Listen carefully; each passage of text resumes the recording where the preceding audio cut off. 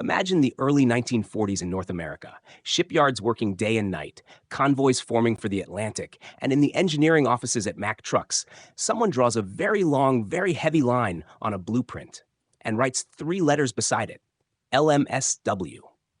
From that moment, the Mack LMSW became one of the heaviest wreckers of the Second World War, a 6x4 giant built on the new Mack L Series commercial chassis and adapted specifically for the British and Canadian armies.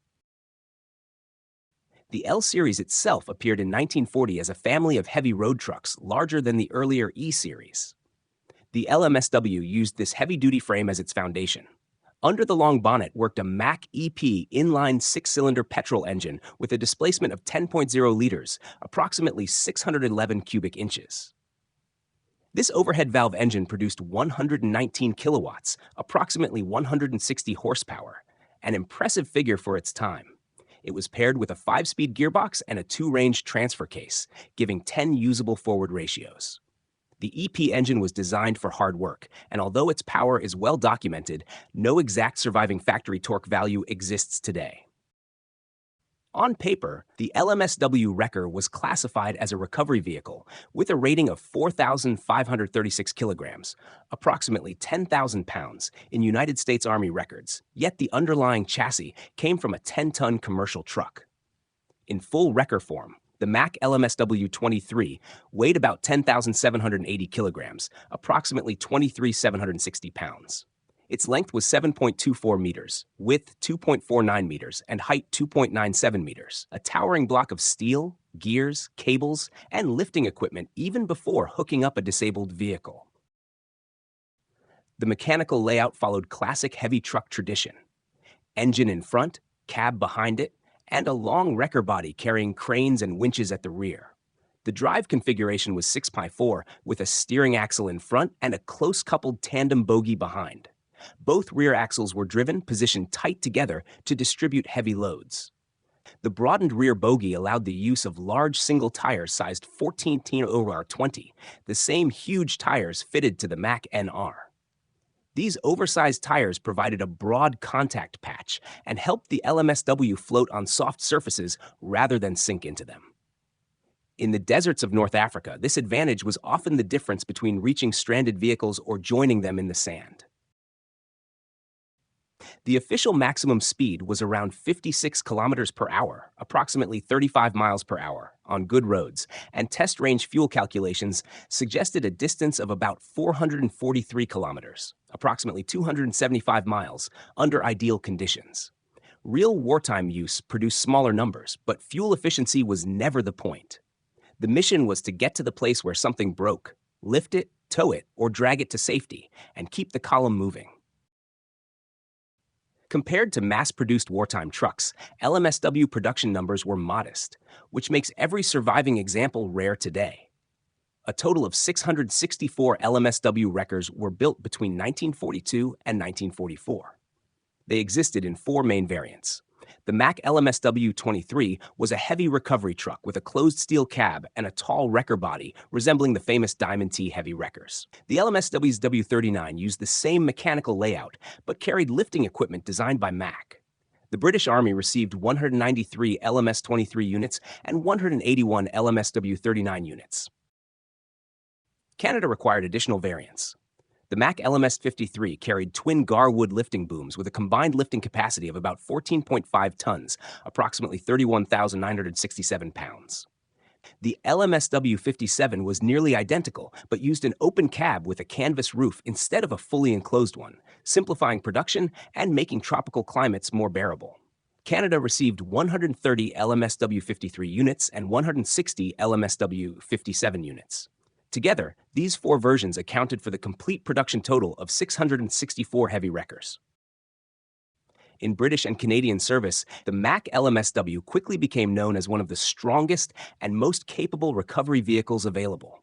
It operated alongside iconic wreckers such as the Scammell Pioneer, the Ward LaFrance 6x6, and the Diamond T heavy tractors. When lighter vehicles reached their limits, the combination of the strong EP engine, deep gearing, and heavy lifting gear allowed the LMSW to recover trucks, artillery tractors, and even medium tanks well enough to place them on transport trailers or tow them to repair bases. Period photographs show LMSWs recovering wrecked vehicles from ditches, loading damaged lorries onto trailers, and clearing roads after bomb damage. The wrecker body itself was an impressive engineering structure. On Gar Wood equipped variants, the twin lifting booms rose high at the rear, supported by powerful winches and thick steel cables. Both booms could operate independently or in unison, depending on the weight and position of the load. Heavy outriggers mounted to the frame provided stability during side lifts. Mack-equipped variants used a different crane structure but followed the same principle, a powerful lifting system on a rigid frame. The cab reflected the machine's civilian-military hybrid origins. Early units used fully enclosed cabs similar to commercial L-series trucks, while wartime requirements increasingly favored simplified open cabs with removable doors, flat panels, and a canvas top. This improved manufacturability and comfort in hot climates, though it made cold and rainy service much harsher. The driver faced a giant steering wheel, a long gear lever for the 5-speed transmission, a secondary lever for the transfer case, and a straightforward dashboard showing engine speed, oil pressure, temperature, and fuel level. One of the LMSW's key advantages was its standardization.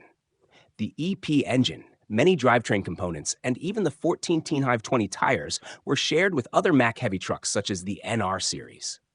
This simplified spare parts logistics and allowed mechanics familiar with one Mack model to service another with ease. Trucks were shipped from the United States in partially disassembled kits, chassis, cab, and wrecker body separately, and assembled in Britain, Canada, or workshops near the front. In actual wartime service, the Mack LMSW became part of the quiet but absolutely essential world of military recovery units. When a truck snapped an axle, when a tractor slipped into a ditch, or when a bomb crater trapped a vehicle, everyone waited for the wrecker crew. They brought chains, slings, cutting tools, and a machine capable of pulling far more than its own impressive weight.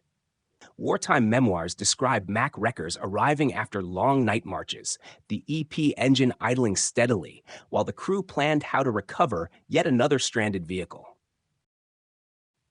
After the war, many LMSW wreckers found second lives in civilian industries. Their extremely strong frames and powerful lifting systems made them ideal for heavy towing companies, construction firms, and industrial demolition. Some worked well into the 1950s and even the 1960s, often repainted and sometimes repowered, but still instantly recognizable by their tall wrecker bodies and twin lifting booms. A small number have been restored by collectors and museums, reminding visitors how much engineering effort went into supporting armies far behind the front lines. Today, the Mack LMSW is more than a heavy wrecker. It represents a wartime engineering philosophy. Take a proven commercial heavy chassis, strengthen it where necessary, equip it with specialized lifting gear, and create a machine capable of working anywhere.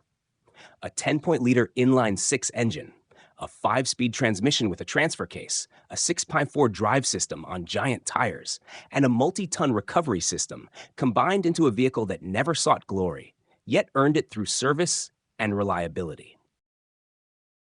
If you enjoy discovering these powerful and often overlooked mechanical giants of the past, make sure to subscribe. There are many more stories ahead about trucks, wreckers, and workhorses that, like the Mack LMSW, quietly carried the weight of the war while the world focused only on the front lines.